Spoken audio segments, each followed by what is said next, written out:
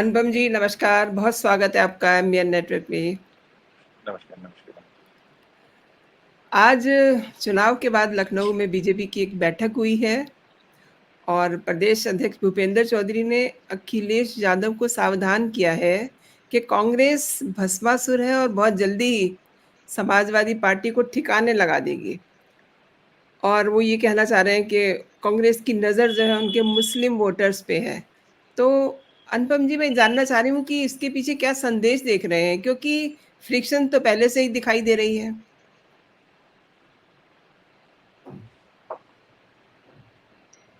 देखें, आप भाजपा अगर समाजवादी पार्टी और कांग्रेस को वो देगा, जिसे कहना चाहिए मशवरा देगा, तो ये मेरी समझ में बहुत ज़्यादा नहीं आता है बात। क्योंकि अब आप कुछ भी कहें, हकीकत ये है कि उनका गठबंधन काम कर गया उनके लिए। और ऐसे में अगर आप कहते हैं कि वो भस्मासुर है, अरे भस्मासुर तो मुलायम सिंह यादव कहते थे। मुलायम सिंह यादव ने, जब आपने 2012 में उनसे गठबंधन किया था, कहता अखिलेश बहुत बड़ी गलती कर रहे हैं। 1999 में मुलायम सिंह यादव ने सोनिया गांधी को प्रधानमंत्री, उनकी कांग्रेस सरकार नहीं बनने दिया था, भाजपा सरकार बन गई थी। मुसलमानों को बहुत नाराजगी थी, उन्होंने कहा मुसलमानों की नाराजगी हम दूर कर लेंगे, क्योंकि कांग्रेस को पैर नहीं जमाने देंगे। क्योंकि आप समझे, कांग्रेस के बेसिकली 3 वोट बैंक थे, ब्राह्मण, मुस्लिम और दलित। तो ब्राह्मण भाजपा ले गई, मुस्लिम सपा ले गई, वहां पे लालू ले गए, बंगाल में ममता ले गई, वामपंथी ले गए। ये जो शाहबानो वाला केस था, उसके बाद से सारे इनके मुसलमान बिखर गए। तो वो एक ऐसा, शाहबुद्दीन ने एक चुनाव जीता था, उपचुनाव जीता था, वो जो पहले इंडियन फॉरेन सर्विस के हुआ करते थे, किशनगंज से। किशनगंज जो कि मुस्लिम बाहुल्य इलाका है, और उसको साल भर पहले कांग्रेस ने जीता था। तो उन्होंने कहा कि साहब, ये कांग्रेस का जो मुस्लिम वोट का हम्टी डम्टी है, वो ऐसा गिरा है कि all the king's horses and all the king's men will never be able to put it together again. तो क्योंकि हम्टी डम्टी एक तुप हुआ करती थी 16वीं सदी में, 15वीं सदी में, जो कि जी। ऐसे गिर गई थी, टूट गई थी। तो उसके बाद ही हम्टी डम्टी एक नर्सरी राइम बन गया था। तो वास्तव में ऐसा ही हुआ। मतलब आप देखें, 1984-85 से लेके उसके बाद 2024 तक 40 साल कांग्रेस को वोट नहीं मिला मुसलमानों का। और अगर भारतीय जनता पार्टी को छोड़ दिया जाए, तो जितनी विपक्षी दल हैं, उनमें अगर मुस्लिम वोट निकाल दीजिए, तो कहीं खड़े ही नहीं होते ना, कहीं खड़े ही नहीं होते। आपका 18%, 20% मुस्लिम वोट चला गया, तो क्या आप 6% ज्यादा वोट के भरोसे लड़ेंगे क्या? तो मुलायम सिंह ने हमेशा कहा कि कांग्रेस को दोबारा उत्तर प्रदेश में जमने नहीं देना है। और ये बात वो उनको उनकी इतनी लॉन्ग टर्म सोच थी। अखिलेश यादव का ये था कि साहब, उनकी इतनी मजबूरी हो गई थी।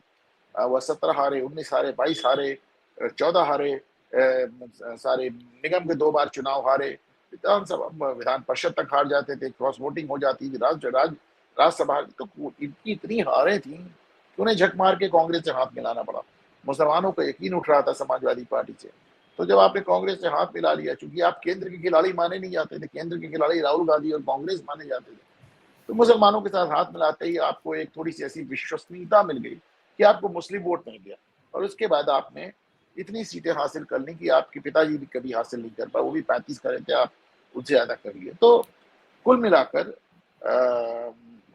इसमें दो राय नहीं है कि इनको फायदा हुआ, पर इसमें भी दो राय नहीं है कि अगर कांग्रेस उत्तर प्रदेश में वापस अपने पांव जमाती है, तो इसकी सबसे बड़ी लूजर समाजवादी पार्टी होगी। मनिंदर जी। प्रधानमंत्री नरेंद्र मोदी की सरकार ने 25 जून को संविधान हत्या दिवस घोषित किया है। अब राजदीप सरदेसाई और प्रियंका चौधरी इसमें कूद पड़े हैं। ये लोग कह रहे हैं कि आपातकाल जो है वो जायज है, यानी कि ये एक पूरी टीम जो है आपातकाल को जायज ठहराने में जुट गई है। क्या कहते हैं? अब वो कुछ पत्रकार हैं। अब भाई, अगर वो कांग्रेस के प्रवक्ता हैं या फिर विपक्ष के प्रवक्ता हैं, तो उनकी बात तो समझ में आती है। पर कुछ पत्रकारों का अपना मानना है कि कांग्रेस बेहतर सरकार थी, क्योंकि उनकी साथ कांग्रेस सरकार में बहुत कुछ चलती भी थी। नीरा राडिया टेप ने हमको बताया कि किस तरह की दिल्ली में पत्रकार जो है मंत्री बनवाते थे, मंत्री बदलवाते थे, मंत्री हटवाते थे, गवर्नर अपॉइंट करते थे। तो नीरा राडिया टेप से पत्रकारों का दखल नजर आता है। वो पत्रकारों का दखल समाप्त हो गया। तो जाहिर सी बात है, वो 10 साल से नरेंद्र मोदी का विरोध कर रहे हैं। वो जो कांग्रेस का जो इमरजेंसी है, उसको भी जस्टिफाई कर देंगे, किसी भी चीज को जस्टिफाई कर देंगे। बहरहाल मेरा अपना खुद का मानना है कि इमरजेंसी एक ऐसा मसला है जिसपे सीधे सीधे कांग्रेस को माफी मांग के आगे बढ़ना चाहिए। जब तक आप उसको डिफेंड करते रहेंगे तब तक उस पर अटैक होता रहेगा। तो आप कहिए कि हाँ साहब वो एक गलत कदम था और पार्टी देश से माफी मांगती है, हम आगे बढ़ते हैं। तो और मेरा अपना भी मानना है कि देखिए भारत में लोगों की जो पब्लिक मेमोरी होती है बड़ी शॉर्ट होती है। लोग इमरजेंसी तो फिर भी 1977 1975 की बात है साहब। लोग 90 के दशक का लालू का जंगल राज भूल गए। लालू का जंगल राज भूल गए। लोग समाजवादी पार्टी की सरकार में जो दलितों का हाल हुआ था वो भूल गए दलित। उन्होंने इस्तीफा के लिए वोट किया। तो हमारे पब्लिक मेमोरी बहुत शॉर्ट होती है। और मेरा अपना मानना है, मैं इसमें भाजपा से बहुत ज्यादा सहमत नहीं हूँ। उस लकीर को बार बार पीटने का कोई मतलब नहीं है। और कांग्रेस का भी जहां तक सवाल है, बजाय उनको डिफेंड करने के लिए एक बार कहना चाहिए कि हाँ साहब 1984 में जो दंगे हुए वो गलत, हम देश से माफी मांगते हैं। हाँ साहब जो इमरजेंसी लगी वो गलत थी, हम देश से माफी मांगते हैं। ये कितनी गलतियों की माफी मांगी। 1984 की माफी तो उन्होंने फिर भी मांग ली। 1948 में जो गांधी की हत्या के बाद चित्पावन ब्राह्मणों का नरसंहार हुआ था महाराष्ट्र में, उसकी माफी आज तक किसने मांगी। इंदिरा गांधी ने जो वो साधुओं पे दिल्ली में गोलियां चलवाई थी, करपात्री जी महाराज वाला केस, उसकी माफी किसने मांगी। तो ऐसे ही है साहब। लेकिन जैसा कि मैं कहता हूं कि हमारे भारत के राजनीतिक इस बात को जानते हैं कि साहब पब्लिक मेमोरी हिंदुस्तान में बहुत शॉर्ट होती है। और आप कुछ भी करके कैसा भी करके आप बच सकते हैं, निकल सकते हैं। कांग्रेस की बात तो आपने की, लेकिन पूरा विपक्ष जो है इस पे बिफरा हुआ है। ऐसा ऐसा नहीं लग रहा आपको? इन लोगों को, मीन्स इन्हें क्या प्रॉब्लम है? उसी किस दिन बात से पे? बयानबाजी चल रही है। संविधान हत्या दिवस की बात कर रहे हैं ना हम, तो इस पर विपक्ष भी बिफरा हुआ है। वो ये भी जाहिर अपने सी बात हिसाब है से बयानबाजी कर रहे हैं। ये थोड़ा सा जाहिर सी बात है, विपक्ष इस समय नरेंद्र मोदी को हटाने के अलावा और कुछ सोच नहीं पा रहा है। वरना विपक्ष में एक भी नेता ऐसा नहीं जो इमरजेंसी में उनके घर से कोई ना कोई बंद ना हो। तमिलनाडु के मुख्यमंत्री हैं स्टालिन। उन्होंने देखिए कैसे लिखा है कि इमरजेंसी में कैसे मुझे जेल में डाल के टॉर्चर किया गया। अखिलेश यादव के पिताजी को जेल में डाल दिया गया। तेजस्वी के पिताजी को जेल में डाल दिया गया। बल्कि मीसा भारती उस समय पैदा हुई थी, और चूंकि लालू के ऊपर कानून लगा था वो मीसा वाला, तो उन्होंने अपनी लड़की का नाम ही मीसा रख दिया। कौन था जो इमरजेंसी में, एक ममता बनर्जी को छोड़ दीजिए, क्योंकि ममता बनर्जी उस समय कांग्रेस की महिला कांग्रेस की अध्यक्ष थी। उन्होंने जयप्रकाश नारायण की गाड़ी के बोनट पे डांस किया था उस दौरान, जेपी को रोकने के लिए। तो उनको आप छोड़ दें, तो ऐसा कौन सा नेता है, ऐसा कौन सा नेता है जिसको इमरजेंसी में दिक्कत ना आई हो। एक मैं उद्धव ठाकरे को भी इससे छोड़ सकता हूँ, क्योंकि बाल ठाकरे ने खुलकर इमरजेंसी का समर्थन किया था। बाकी तो जितने नेता आपको नजर आएंगे उन सबके बाप दादा कहीं ना कहीं इमरजेंसी में जेल गए। इमरजेंसी में कुछ तमाम नेता ऐसे मौजूद हैं, जबकि लालू यादव आज मौजूद हैं, खुद ही जेल काट के आए। तो ऐसे तमाम लोग इमरजेंसी में प्रताड़ित हुए। और आज की तारीख में अगर उनको उसके बाद भी इमरजेंसी का समर्थन करना पड़ रहा है या इमरजेंसी को हल्का करके दिखाना पड़ रहा है, तो उसका कारण ये है कि साहब आज की तारीख में विपक्ष के पास सिर्फ एक एजेंडा है कि मोदी को हटाओ। फिर उसके लिए अगर राजीव गांधी के हत्यारों को माफ करना हो तो वो भी कर दो, इंदिरा गांधी के हत्यारों को माफ करना है तो वो भी कर दो। जिस केजरीवाल ने कहा कि सोनिया गांधी को घसीट के थाने ले जाओ, अगर उससे हाथ मिलाना है तो वो भी मिला लो। तो इस समय जो सबसे बड़ा दुश्मन है वो नरेंद्र मोदी है। और उसके आगे जिसको माफ करना हो, जिससे हाथ मिलाना हो, सब जायज है और सब जस्टिफाइड है। जम्मू कश्मीर में अमित शाह ने एक अच्छा फायर किया है। वहाँ के गवर्नर को बूस्ट अप कर दिया है।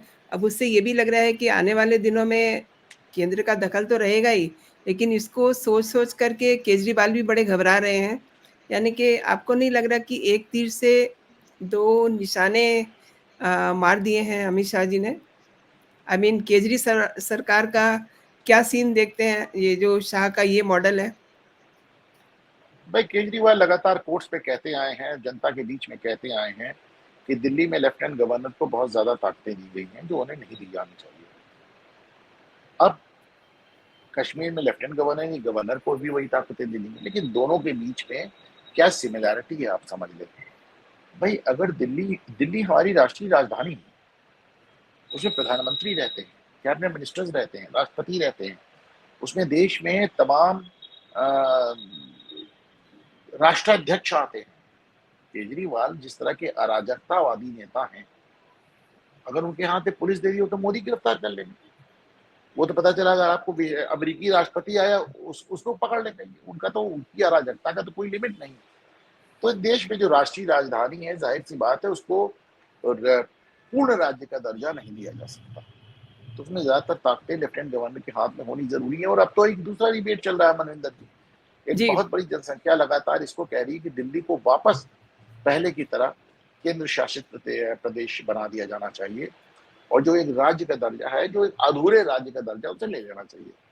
लेकिन जब आप कश्मीर के मुद्दे पे आते हैं, तो कश्मीर के मुद्दे पे आपको ये बात भूलना नहीं चाहिए कि कश्मीर हमारा ना सिर्फ एक बॉर्डर स्टेट है, एक मुस्लिम मेजॉरिटी स्टेट है, उसके बगल में एक मुस्लिम मुस्लिम मेजॉरिटी देश है पाकिस्तान। और कश्मीर को लेके हम 1947 में युद्ध लड़ चुके हैं, 1962 में युद्ध लड़ चुके हैं, 1965 में युद्ध लड़ चुके हैं, 1971 में युद्ध लड़ चुके हैं। हालांकि वो बांग्लादेश वार की बात है, लेकिन मुद्दे सब यही थे। हम 1999 में कारगिल लड़ चुके हैं। कश्मीर को लेकर जितनी हमारे सारे युद्ध कश्मीर सेंट्रिक हुए हैं। और ऐसे में कश्मीर एक बहुत ही, जिसे कहना चाहिए कि एक सेंसिटिव। संवेदनशील प्रदेश है, सेंसिटिव प्रदेश है। तो ऐसे में अगर गवर्नर को ज्यादा ताकतें दी गई हैं, तो इसमें कोई बहुत आश्चर्य की बात नहीं है, क्योंकि हमने देखा कि कश्मीर में जो पॉलिटिशियंस हैं, जो राजनीतिक दल है, वो सब अलगाववाद की राजनीति करते हैं। तो खुल के कहते हैं 370 नहीं होगा तो कश्मीर देश से अलग हो जाएगा। ऐसा कोई राजनीतिक नहीं है कश्मीर में, चाहे वो गुलाम नबी आजाद हो, चाहे फारूक अब्दुल्ला हो, चाहे उमर अब्दुल्ला हो, चाहे मुफ्ती मोहम्मद सईद हो, चाहे महबूबा सईद हो। ऐसा कोई पॉलिटिशियन नहीं है, शेख अब्दुल्ला से लेकर उमर अब्दुल्ला तक, जिसने कभी ना कभी ये बात ना कही हो कि अगर आपने 370 हटाया तो कश्मीर भारत के कब्जे के बाहर चला जाएगा। 370 तो हट गया, 370 हट गया। अब जाहिर सी बात है कि आप लोगों के हाथों में इतना संवेदनशील राज्य कैसे छोड़ दिया जाए, जो लोग लगातार उस राज्य को देश से काटने की बात करते आ रहे हैं। हालांकि यदि आप देखिएगा, लोग इसको जुडिशरी में जाएंगे, सुप्रीम कोर्ट में जाएंगे, और सुप्रीम कोर्ट का अपना एक अलग मिजाज होता है, हमने देखा है।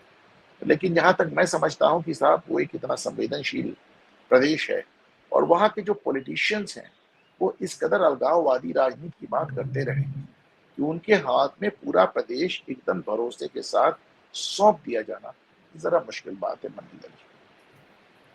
तो केजरीवाल का वज़न इसी वजह से तो कम नहीं हो रहा है जेल में? अब केजरीवाल के वजन के बारे में भी क्या कहा जाए, कैसे कहा जाए। सब वो तो कहते हैं शुगर कम हुई है तो शुगर नॉर्मल मिलती है, तो कहते हैं बीपी बढ़ा है तो बीपी नॉर्मल मिलता है। उनको तो कोई एक बड़ी ऐसी गोपनीय बीमारी थी जिसका 4th स्टेज वो बता रहे थे, और वो बता रहे थे कि हमारी जांच बहुत जरूरी है, हमारी बेल इसलिए बढ़ा दी जाए कि अब बिना जांच के चले गए तो पता नहीं किस स्टेज पे मेरी बीमारी है और मेरे साथ क्या हो जाए। तो वो कोर्ट ने कहा कि साहब, जेल तो आप जा रहे हैं लेकिन हम आपकी जांच करा दे रहे हैं। छोड़े साहब, जब जेल भेज ही रहे हैं तो हम जांच भी नहीं कराएंगे। तो उन्होंने फिर जांच नहीं कराई। तो ये भी एक कमाल की बात है। अनुपम जी, जब भी इनके ज़मानत में कोई हर्डल आती है, उसी के वेरी नेक्स्ट डे इनका हेल्थ का बुलेटिन आना शुरू हो जाता है। मतलब इन्हें लगता है कि अगर ये नहीं हुआ तो ये करके हमें कुछ आगे और हमारा रास्ता आसान हो जाएगा। आपने अक्सर देखा होगा, जिस दिन इनकी बेल होती है, कोई बीच में हर्डल आ जाती है, फिर ये अपना इनका हेल्थ बुलेटिन शुरू हो जाता है। साहब, हेल्थ बुलेटिन तो एक स्वाति मालीवाल का भी है, जिनको आपके घर में गिरा गिरा के मारा गया है, पीटा गया है। हेल्थ बुलेटिन तो उनका भी है, लेकिन कुछ केजरीवाल पे थोड़ा सा जुडिशरी नरम नजर आती है। और केजरीवाल के पीछे एक इको सिस्टम है जिसकी इतनी बड़ी बैकिंग है। मैं अक्सर कहता हूँ कि भारत में इंदिरा गांधी गिरफ्तार होने किसी देश ने चू नहीं बोला, जी। परंतु जब केजरीवाल गिरफ्तार होते हैं तो फ्रांस से, जर्मनी से, इंग्लैंड से, कनाडा से, अमेरिका से, यहाँ तक कि संयुक्त राष्ट्र से भी बयान आ जाता है केजरीवाल के लिए। तो उनके पीछे एक इतना बड़ा इकोसिस्टम है, उस इकोसिस्टम को उन्होंने बनाया है। और वो इकोसिस्टम वही इकोसिस्टम है जो भारत में अराजकता देखना चाहता है। तो सारे मीडिया हाउसेस भी उनके साथ खड़े हो जाते हैं, क्या न्यूयॉर्क टाइम्स, क्या वॉशिंगटन पोस्ट, क्या बीबीसी, क्या अल जजीरा, क्या सीएनएन, और सारे मुल्क उनके साथ खड़े, सारे देश उनके साथ खड़े हो जाते हैं। संयुक्त राष्ट्र यानी यूनाइटेड नेशंस उनके साथ खड़ा हो जाता है। जबकि उसी दौरान हेमंत सोरेन नाम का भी एक मुख्यमंत्री जेल में था, और वो तो जी। पूर्ण राज्य का था, पूरे मतलब ऐसा नहीं कि अधूरे राज्य का मुख्यमंत्री था, पूर्ण राज्य का मुख्यमंत्री था। लेकिन हमने उसके बारे में तो, विदेश तो छोड़िए, देश में भी किसी का बयान नहीं सुना।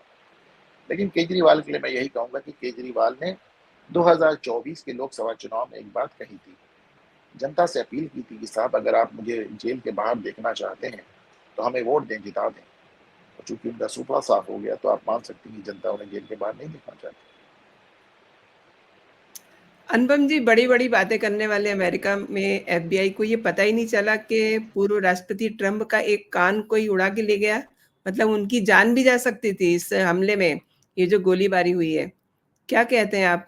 मतलब इन्हें ये तो पता रहता है कि हमारे यहाँ केजरीवाल की अरेस्टिंग हो गई है, लेकिन अपने यहाँ इन क्या हुआ, इन्हें कुछ पता नहीं। देखिए साहब, जान जा क्या सकती थी, जान गई है।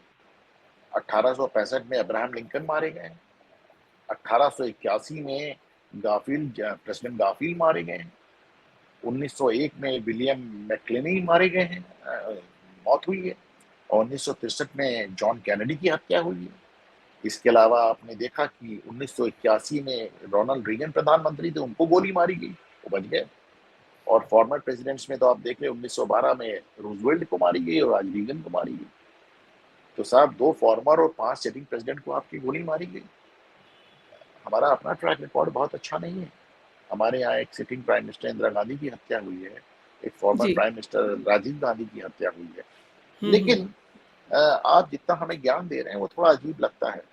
जब आप कहते हैं कि राहुल गांधी को आप ये हक दें, वो हक दें, और राहुल गांधी तो साहब पूरे देश में आराम से चुनाव प्रचार भी करते रहे, पेट्रोल भी छिड़कते रहे, आग भी लगाते रहे, 2-2 सीट से जीत भी गए, मोदी से बदतमीजी भी करते रहे। पर आप यहाँ तो आप इस बात पे इतना आमादा थे कि साहब हम ट्रंप को चुनाव नहीं लड़ने देंगे, कि आपने उन पे 50 मुकदमे कर दिए। एक पहला राष्ट्रपति बना जो एक आम मुजरिम की तरह जेल में जाके हाथ में तख्ती लेके फोटो खिंचा रहा है, आपने उसको पूरी तरह से डिस्क्वालीफाई करने की पूरी ताकत लगा दी। लेकिन उसके बाद जब नजर आया कि साहब ट्रंप अपनी वजह से कुछ, और कुछ जो बाइडेन की वजह से, जो बाइडेन साहब की स्वास्थ्य एकदम ध्यान नहीं दे रहा है। आप ये कि एक तरफ ट्रंप है जो गोली खा के खड़ा होता है और यूं करके एक डिफांस का भूसा दिखाता है, और दूसरी तरफ जो बाइडेन है जो खड़ी साइकिल पे गिर जाते हैं, जो पैदल चलते हैं गिर जाते हैं, जो जहाज की सीढ़ी चढ़ते हैं गिर जाते हैं, जो कि जेलेंस्की को पुतिन कहते हैं, जो कि कमला हैरिस को ट्रंप कहते हैं। दिमाग पे भी कंट्रोल नहीं है, जो कि ना दिमाग पे कंट्रोल है ना शरीर पे कंट्रोल है। अमेरिका के आज तक के सबसे वृद्ध राष्ट्रपति हैं, जो स्टेज पे खड़े होकर भूतों से हाथ मिलाते हैं, कभी किसी को कुछ कहते हैं, कभी किसी को कुछ कहते हैं, उनको कुछ मालूम नहीं। तो ऐसे में ट्रंप के जीतने की उम्मीद बढ़ती जा रही थी। तो फिर उसके बाद अब एक ही तरीका बचा था उनको हराने का, कि साहब उड़ा दीजिए। तो उसमें जो बाइडेन का बयान आया अभी पिछले हफ्ते कि ट्रंप से बहुत बातचीत हो गई है, बातचीत की गुंजाइश नहीं है, अब तो हमको उनको बुल्स आई पे लेना, बुल्स यानी है अपने पिस्तौल के निशाने पे लेना चाहिए। तो उनकी बात किसी को अपील कर गई, और 20 साल का एक ब्रेन वॉश लड़का आकर ट्रंप पे एक कातिलाना हमला करता है। और ट्रंप की एक मुकद्दर की बात थी कि साहब उन्होंने जरा से अपना अपना चेहरा घुमाया और उनका कान छिद गया। वो 1 सेकंड देर होता है तो उनका भेजा उड़ जाता। तो इनकी एक चांस की बात थी कि वो बच गए। लेकिन अमेरिका को सोचना चाहिए कि दुनिया को ज्ञान दे रहे हैं, थोड़ा अपना देख लें। आप पहली बात तो अपने यहाँ जो राष्ट्रपति पद का जो सबसे बड़ा उम्मीदवार, सबसे ताकतवर उम्मीदवार है, आप आमादा है कि हम उसको चुनाव ही नहीं लड़ने देंगे।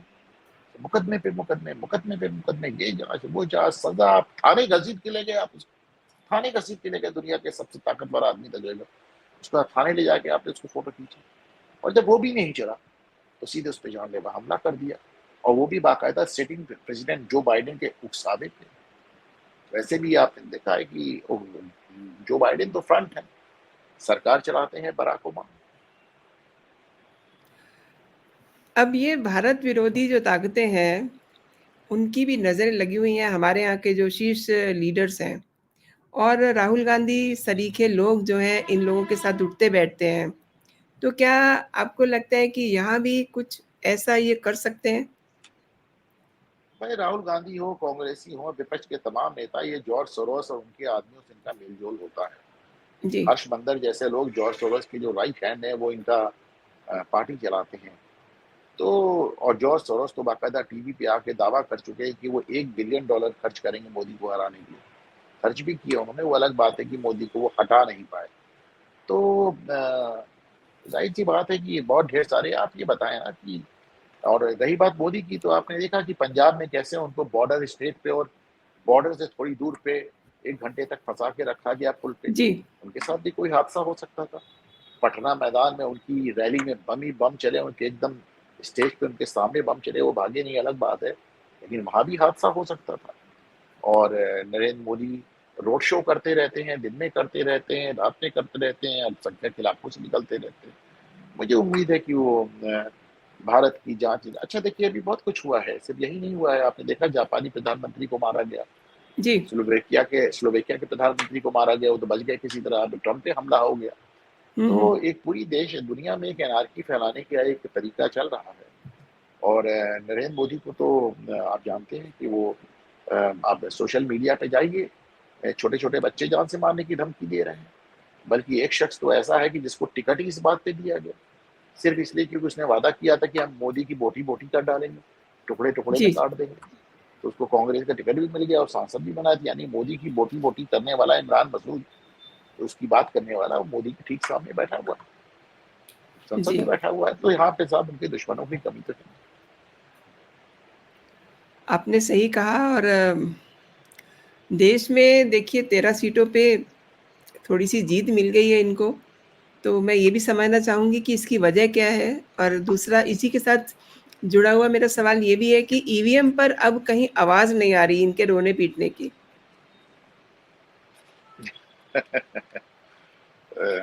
ईवीएम पे खैर क्या ही आएगा, लेकिन देखिए जैसे ऐसा है कि जहां तक जीत और हार की बात में है, तो मैं ये देख रहा था मनिंदर जी हुँ, कि जो अ, कांग्रेस ने जो 4 सीटें जीती हैं, उन 4 सीटों में 3 तो उन्हीं की अपनी जीती हुई सीटें थी, हुँ, हुँ, और एक उन्होंने 3 निर्दलियों से लिए और एक अपनी ली। भारतीय जनता पार्टी ने जो 2 सीटें जीती हैं, वो एक निर्दलीय से लिए, एक अपनी लिए। भारतीय हुँ, जनता हुँ, पार्टी, अब डीएमके ने अपनी सीट जीती है, आम आदमी पार्टी ने अपनी सीट जीती है। एक झटका जो लगा है इनको, सिर्फ लगा है तो पश्चिम बंगाल में लगा है, जहां पे तृणमूल कांग्रेस और ममता बनर्जी ने जो 4 सीटें जीती हैं, उन 4 में से 3 सीटें भाजपा की थी, और उपचुनाव में वो टीएमसी में चली जाती है। तो ये भाजपा को सोचने की बात है कि लोकसभा और विधानसभा दोनों में उसके वोटर उसका साथ छोड़ रहे हैं, क्योंकि उनको लगा है कि हम मरने के लिए नहीं बने हैं, हम राहत शिविरों में रहने के लिए नहीं बने, आपको हमारे साथ कुछ करना चाहिए आपको। और अगर आप कश्मीर जैसी जगह पे 370 हटा सकते हैं, कश्मीर में अगर आप गवर्नर रूल लागू कर सकते हैं, तो आप बंगाल में भी आपको कुछ ना कुछ करना चाहिए साहब। बंगाल का वोटर आपको बड़ी उम्मीद से देख रहा है, और देखिए और पुतिन की ना उम्मीद भी हो रहा है।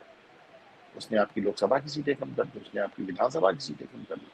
तो मुझे लगता है कि इस पूरे उपचुनाव में जिसके पास जो सीट थी उसने रिटेन कर ली, स्टालिन के पास जो सीट थी उसने रिटेन कर ली, केजरीवाल के पास जो सीट थी उसने रिटेन कर ली, कांग्रेस के पास, भाजपा के पास जो जो सीटें थी उन्होंने रिटेन कर ली।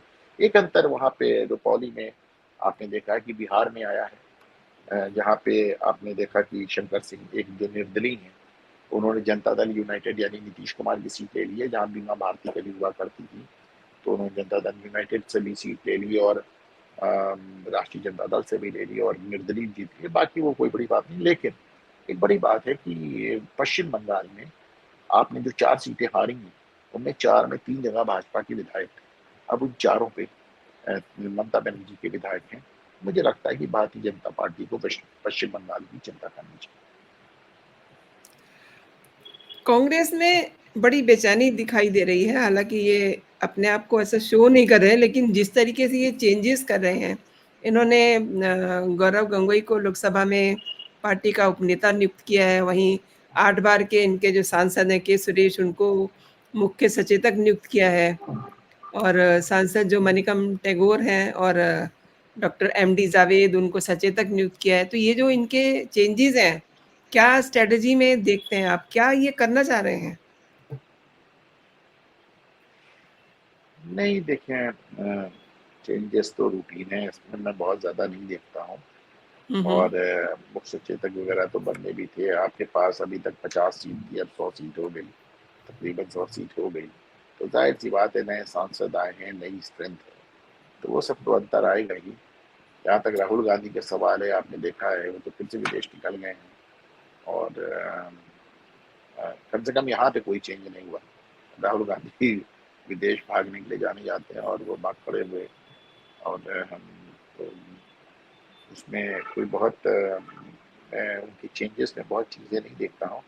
लेकिन मैं एक बात ज़रूर सोच रहा हूँ कि अ, कांग्रेस, राहुल गांधी और जिस तरह की ज़बरदस्त हारों से ये गुजर रहे थे, तो उसको देखते हुए इनके लिए थोड़ा-सा एक मन बढ़ने वाली स्थिति ज़रूर है। और वो मन बढ़ने वाली बयान भी आ रहे हैं और तरीके भी आ रहे हैं, चाहे वो समाजवादी पार्टी से हों। केवल 4 सीट लेके लालू यादव की पार्टी कितनी बड़ी-बड़ी बातें कर रहे हैं। तो ठीक है, उनसे ज़्यादा सीटें तो वहाँ पे चिराग पासवान ने है। तो लेकिन ठीक है, वो अपनी बातें कर रहे हैं। और अ, मेरा अपना मानना है कि चूंकि अभी पूरे 5 साल बाकी हैं और राहुल गांधी को मालूम है कि जो भी उन्होंने भूमिका बनाई है संविधान जाने के नाम पे, या जिस भी तरह उन्होंने अपना एक स्टैंड लिया है, अगर 5 साल नरेंद्र मोदी फिर से प्रधानमंत्री रह जाते हैं, तो 5 साल बाद उनको फिर से जीरो से शुरू करना पड़ेगा। इसलिए आज की तारीख में कांग्रेस का और विपक्ष का इकलौता जो ध्येय है कि मोदी को तीसरा कार्यकाल पूरा ना करने दिया जाए। हर नेता अगर कोई बयान दे रहा है तो सिर्फ एक ही बयान दे रहा है कि साहब ये सरकार बस जाने वाली है। कोई कहता है चुनाव के बाद चली जाएगी, कोई कुछ कहता है, कोई कुछ कहता है। तो कुल मिलाकर कीप द पॉट बॉइलिंग, मतलब जब तक हैं तब तक आप उनको बेइज्जत करें, तब तक उनके ऊपर उनकी विश्वसनीयता पर संदेह पैदा करें और प्रयास करें कि सरकार गिर जाए। लेकिन ये सरकार बिना नायडू और अगर नीतीश कुमार के दोनों के हटे बगैर नहीं गिरती। तो ऐसे में इनके हाथ बहुत सीमित हैं। लेकिन इनकी उम्मीद यही है कि मोदी तीसरा टर्म ना पूरा करें, क्योंकि अगर वो 15 साल प्रधानमंत्री रह गए तो राहुल गांधी को और विपक्ष को 2029 के चुनाव में फिर जीरो से शुरू करना पड़ेगा। एंड ऑफ दिस शो एक चीज़ और जानना चाहती हूँ, अकाल तख्त के जत्थेदार ज्ञानी रघबीर सिंह ने एक अजीब-सी डिमांड कर दी है, जो साउंड करती है अलगवाद की। उन्होंने शिरोमणि गुरुद्वारा प्रबंधक कमेटी से ये माँग की है कि खालिस्तानी आतंकवादियों में जो हरदीप सिंह निज्जर और परमजीत सिंह पंजवार और इनके साथ गजेंद्र सिंह, इनकी तस्वीरें स्वर्ण मंदिर में एक म्यूज़ियम है, वहाँ पे लगाने के लिए माँग कर रहे हैं। और भारत सरकार ने आपको पता ही है, इनको वांटेड में घोषित किए थे ये लोग। किस तरीके से देखते हैं? फिर से पंजाब में आग लगाना चाहते हैं? देखिए, इसमें साहब नया क्या है, वो तो जब केजरीवाल पंजाब को चुनाव पहली बार लड़ रहे थे तब से मैं कह रहा हूँ, कई सालों से। क्योंकि मैंने देखा था कि वो चुनाव में दिन में कहीं भी जाते थे, उनका जो रात्रि विश्राम, जो नाइट स्टे होता था, वो किसी जी। ना किसी मारे गए आतंकवादी के घर पे होता था। हुँ, मेरा हुँ। तो हमेशा कहना था कि आम आदमी पार्टी अगर सत्ता में आई तो अब फिर से आप तो आप पंजाब को जलता हुआ देखेंगे और पंजाब फिर से जलना शुरू हो गया। जहाँ तक सवाल है अकाल तख्त और उनके जत्थेदारों की, तो आपने तो साहब स्वर्ण मंदिर ही भिंडरा वाले को सौंप दिया। आपसे क्या उम्मीद करें? आप तो आज भी इस तरह की बातें कर रहे हैं। वहाँ तो बेअंत सिंह का लड़का सरबजीत सिंह खालसा सिर्फ इस नाम पे जीत जाता है कि साहब हमारे पिताजी ने इंदिरा गांधी का कत्ल किया था। वहाँ तो अमृतपाल सिंह देखिए जीत जाता है, जो सीधे सीधे कहता है मुझे भारत के संविधान पे भरोसा ही नहीं, जो कि खालिस्तान की बाकायदा बात करता है। तो ये सब देखिए, सब ये आईएसआई के पाले हुए और उनके इशारे पे चल, ये भी खालिस्तान का नक्शा जारी करते हैं कि खालिस्तान कहाँ होगा, ननकाना साहिब छोड़ देते हैं। वो गुरु नानक का जो जन्म जहां हुआ था वो छोड़ देते हैं, क्योंकि वो जगह पाकिस्तान में, उनकी हिम्मत नहीं कि अपने नक्शे में पाकिस्तान का हिस्सा दिखा दें। तो ये तो इनके हैसियत है। और ये सब एक लेकिन बुरी बात ये है कि साहब इन लोगों के ये जो विदेशी ताकतों के पैसों पे नाच रहे हैं ये लोग, उनके बहकावे में, उनके भटकावे में बहुत ढेर सारा हमारा युवा वर्ग आ जाता है। और ये डेफिनेटली एक अफसोसजनक बात है। और लेकिन आप मान कर चलें कि आम आदमी पार्टी जैसी अराजकतावादी पार्टी और अरविंद केजरीवाल जैसा नेता जब तक पंजाब में रहेगा, आपको पंजाब में आगे बुझती नहीं और भड़कती नजर आएगी। अनुपम जी, आपका बहुत-बहुत धन्यवाद। आपने एमबीएन नेटवर्क के लिए समय दिया। नमस्कार, थैंक्स। जय हिंद, जय भारत।